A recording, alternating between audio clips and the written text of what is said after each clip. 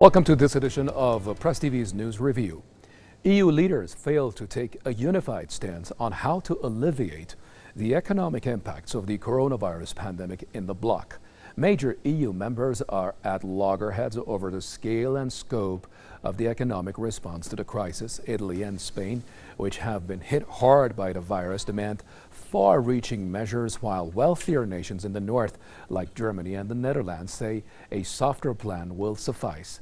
The Southerners have proposed a so-called Corona bond, which would pull the public debt from the 19-member Eurozone. Germany, the EU's economic powerhouse, says it opposes the idea and prefers the existing European stability mechanism. The EU leaders have now tasked their finance ministers to come up with the details of a special credit line within bailout fund in 2 weeks.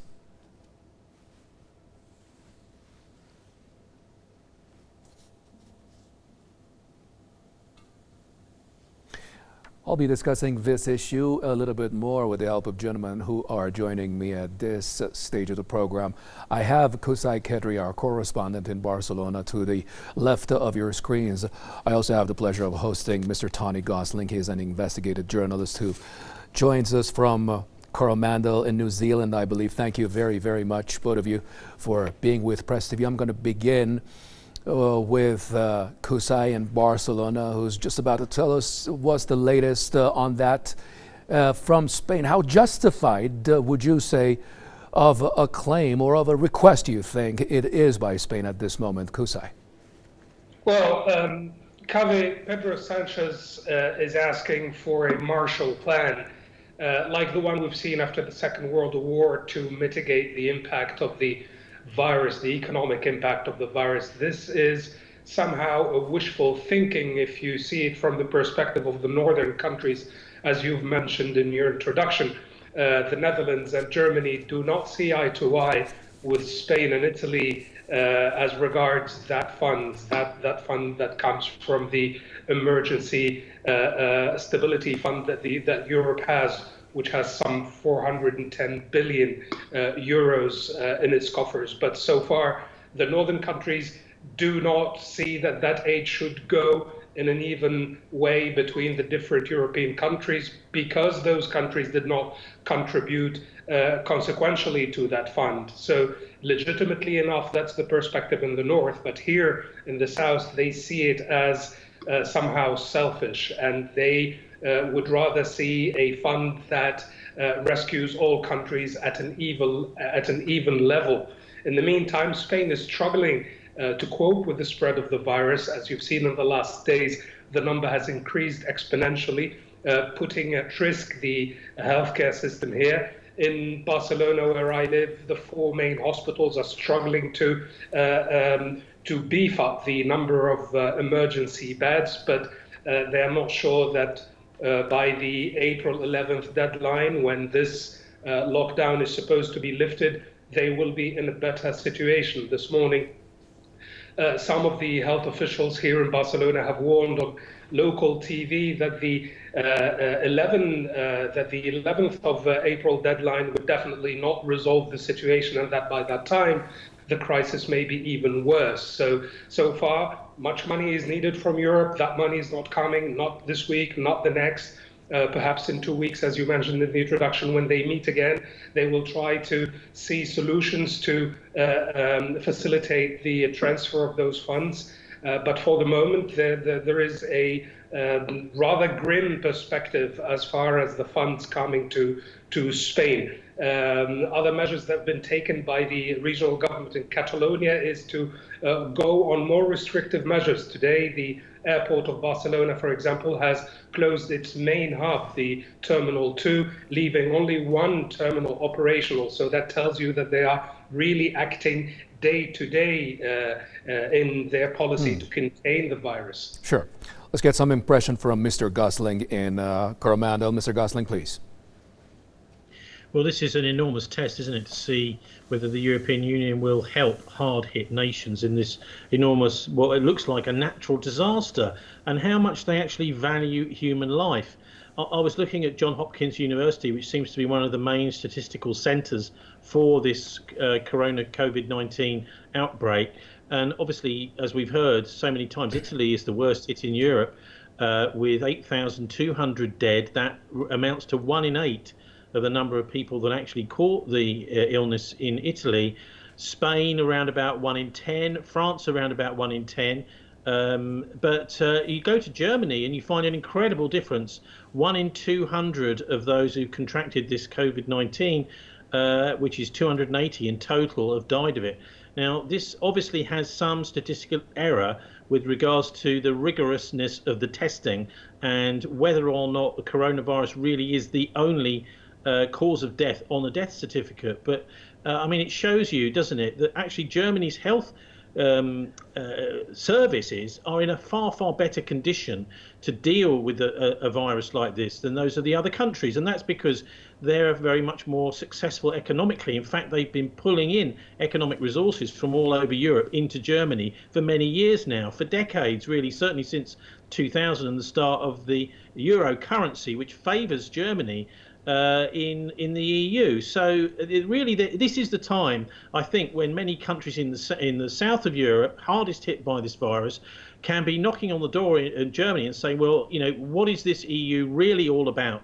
Are you going to come and help these countries in need or not? The testing regime, as I've said, is different in different countries, so there's always going to be a bit of statistical error.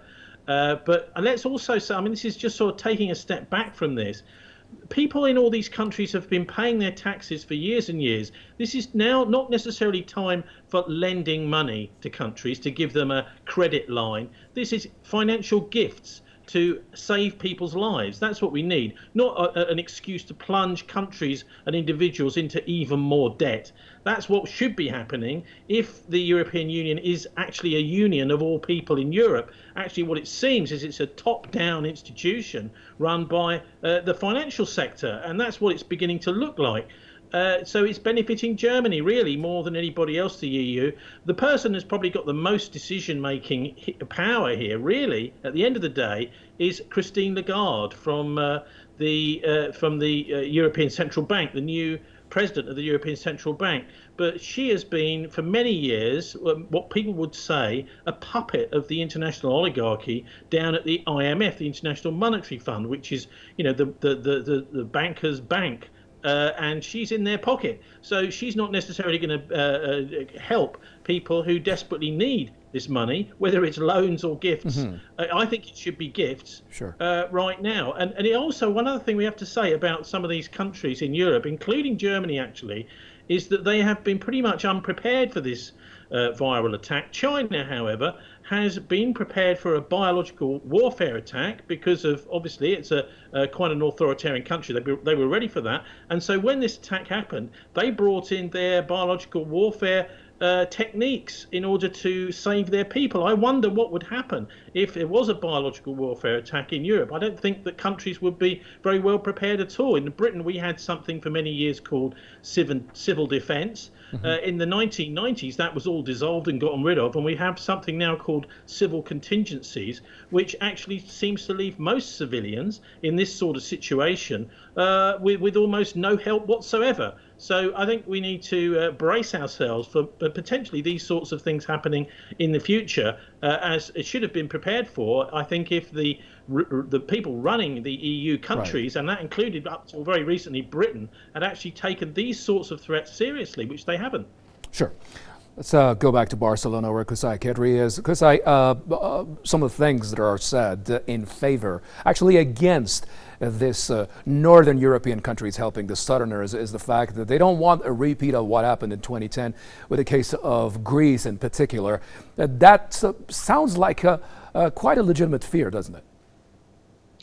Well, the problem here is that the case with this pandemic is that it really attacks the health and the well-being of society itself. It's a different kind of crisis. This is not an economic crisis here. It's more a human crisis. In the coming weeks, the numbers we have right now are liable to increase exponentially. And again, the social fabric in many countries in Southern Europe might be damaged for good. That actually explains the need to deal with this problem from a different perspective, probably to put other priorities in front of the purely financial benefits of certain countries or financial stability of certain countries in the north. If Spain and Italy do not get the financial aid they need in the coming weeks, we might, as a continent, regret that. Because if the situation gets worse, then the entire concept of the European Union would be put in question. Right.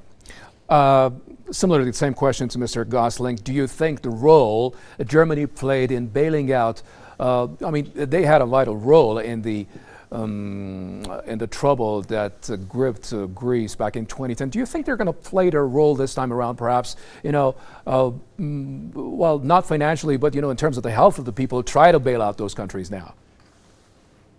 Well, look, the key take home here is the countries that have had trouble dealing with the coronavirus are also the countries who've been economically impoverished by their membership of the euro. This is the real problem here, including obviously Italy and France, particularly badly hit because their healthcare systems are not up to scratch.